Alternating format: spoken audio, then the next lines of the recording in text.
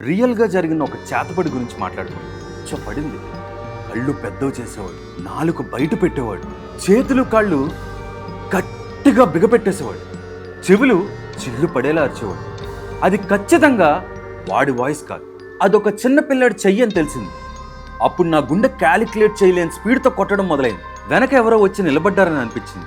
తిరిగి చూస్తే ఎర్రని కళ్ళతో నల్లరి ఆకారం నా ఎదురుగుండా ఉంది.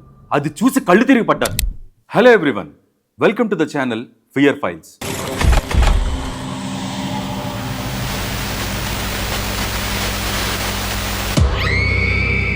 నేను మీ సాయినాథ్ గరిమెల్ల. ఈరోజు మనం రియల్గా జరిగిన ఒక చేతబడి గురించి మాట్లాడుకుందాం. అది నా ఫ్రెండ్కే జరిగిన స్టోరీ. మీరు ఎప్పుడైనా చేతబడి చేసిన వాళ్ళ దగ్గర వస్తువులు గమనించారా? నా ఫ్రెండ్ ఒకడు చిత్తూరులో ఉంటాడు. ఆ డిస్ట్రిక్ట్లో చేతబడులు చాలా ఎక్కువ. ఆ చేతబడికి మా ఆవాడు కూడా బాధితుడయ్యాడు.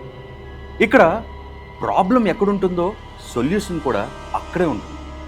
కాబట్టి మా వాడిని ఒక కారు మాట్లాడుకుని హైదరాబాద్ నుంచి వాళ్ళ ఊరికి తీసుకెళ్ళాం.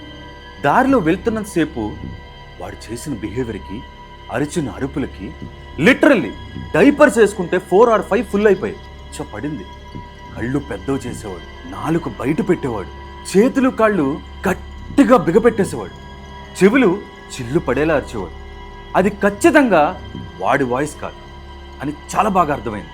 వాళ్ళు ఇంకొకడు ఉన్నాడు.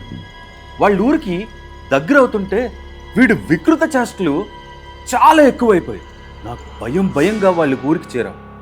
వెళ్ళి నెక్స్ట్ మినిట్లో ఇంట్లో కూడా అడుగు పెట్టకుండా ఊరి చివరిలో ఉన్న ఒక పెద్ద శ్మశానం పక్కనే ఒక చిన్న గుడిసెలో ఉన్న గంగయ్య దగ్గరికి తీసుకెళ్ళాం.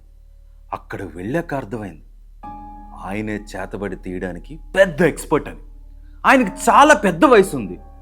ఆయన మంత్రాలు చదువుతూ పసుపు కుంకుమ మా ఫ్రెండ్ మీద చల్లుతుంటే మా వాడు ఒక్కో అడుగు గాల్లో ఎగురుతున్నాడు. అది చూసి మా గుండె జల్లుమంది. అక్కడ జరిగే ప్రక్రియలో నేను ఒకటి గమనించాను. మంత్రాలు చదువుతున్న అతనికి చేతికొక విచిత్ర ఆకారంలో 15 సెంటీమీటర్స్ లాంటి ఆబ్జెక్ట్ ఉంది. క్లోజ్లీ చూశాక అదొక చిన్న పిల్లాడి చెయ్యి అని తెలిసింది. అప్పుడు నా గుండె క్యాలిక్యులేట్ చేయలేని స్పీడ్తో కొట్టడం మొదలైంది. తర్వాత ఆ చెయ్యి రహస్యం ఏంటో తెలుసుకోవాలని కోరుకొచ్చింది. చేతబడికి పసిపిల్లాడి చెయ్యికి సంబంధం ఏంటి? ఆ ముసలాయన్ని అడగాలనుకున్నాను. కానీ అతనున్న ప్లేస్, ఆయనున్న గెటప్ చూసి చాలా భయం వేసింది. పైగా ఆయన చీకట్లో తప్ప పగల ఎవ్వరిని చూడరు.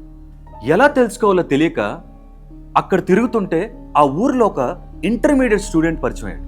వాడు చేతబడి నేర్చుకోవడానికి ఆ ముసలాయన దగ్గరికే వెళ్తుంటాడంట. ఆ కుర్రాన్ని, నువ్వు ఎందుకు చేతబడి నేర్చుకుంటున్నావు, బుద్ధిగా చదువుకోవచ్చు కదా అని అడిగా. వాడు చాలా సిల్లీ రీజన్ చెప్పాడు.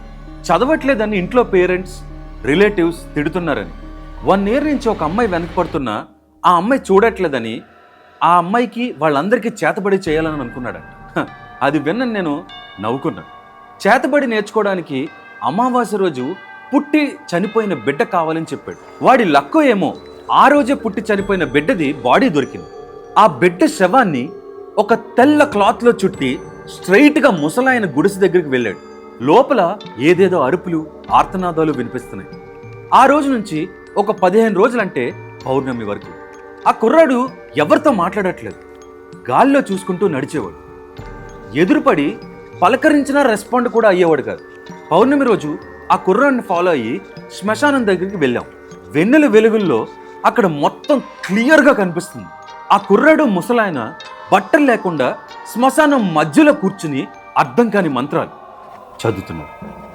ఒక్కసారిగా ప్రతి సమాధి నుంచి నల్లని ఆకారాలు వచ్చి చుట్టుకున్నాయి. నాకు భయంతో వెంట్రుకలు నిలబడ్డాయి. నా ముక్కులో నుంచి రక్తం రావటం మొదలైంది. వెనక ఎవరో వచ్చి నిలబడ్డారని అనిపించింది. తిరిగి చూస్తే ఎర్రని కళ్ళతో నల్లరి ఆకారం నా ఎదురుగుండా ఉంది. అది చూసి కళ్ళు తిరిగి పడ్డాను. మళ్ళీ కళ్ళు తిరిగి చూస్తే నా ఫ్రెండ్కి జరిగిన పూజలు నీకు చేయడం జరుగుతుంది, కానీ పూజ చేస్తుంది ఆ కుర్రాడే అని తర్వాత చెప్పారు. నీకు ఎవరో చేతబడి చేశారని. నాకు ఎవరు చేశారని ఆలోచిస్తుంటే ఆ కుర్రాడు వచ్చాడు. ఎవరు చేశారో తెలుసుకుంటే మనశ్శాంతిగా ఉండలేరని చెప్పాడు. ఆ కుర్రాడు నాకు అబద్ధం చెప్పాడు. ఆ చేతబడి చేసింది ముసలాయన మనవడే ఈ కుర్రాడు. తాత తర్వాత ఆ విద్యను కంటిన్యూ చేయడానికి నేర్చుకున్నాడంట. ఇప్పటికీ నాకు ఆన్సర్ లేని క్వశ్చన్ ఏంటంటే, నాకు ఎవరు చేతబడి చేశారు? ఈ మధ్య ఎవరైనా నాతో డిఫరెంట్గా బిహేవ్ చేస్తే వాళ్ళేమో అని డౌట్ వస్తుంది. కానీ ఏ మాటకా మాట, ఇది ఒక మంచి ఎక్స్పీరియన్స్. మీలో ఎవరికైనా చేతబడి ఎక్స్పీరియన్స్ ఉంటే కమెంట్ చేయండి. ఎక్స్పీరియన్స్ కోసం ట్రై చేయకండి. It's my kindly request. బొమ్మ కనిపిస్తుంది.